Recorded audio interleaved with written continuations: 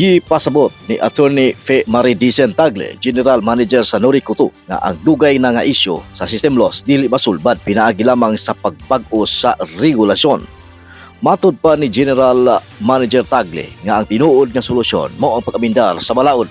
Tungod kay ang kasabtangan nga probisyon sa balaod mo'y naglatid sa paagi sa pagpatuman sa system loss. Hidugangan pa ni General Manager Tagle nga bisan unsa pa mga lakang ang himuon. Kung dili mausab ang balaod, magpabilin gyapon ang limitasyon sa pagpatuman niini.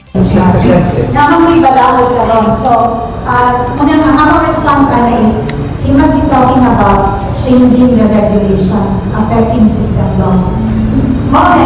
That's the only way to eliminate it. Nakamoy regulation. Correct.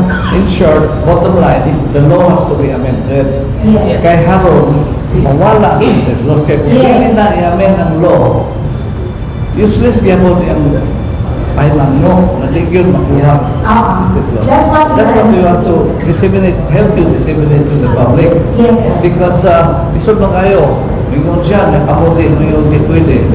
So, it has to be amended, ma'am.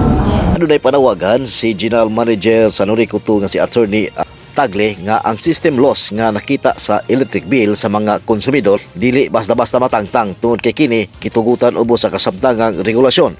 Matod pa ni Attorney Fe Marie Dicen Tagle, nagpadayon ang pagpakita sa system loss isip kabahin sa biling hangtod adunay kausbanan sa regulasyon nga nagdumala niini. Ang kuan sa mga member konsumidor tag-iya nga sa karon na apang ato ang system law sa inyong bill tungod kay kani usan siya ka-charge niya naa sa ato ang regulasyon.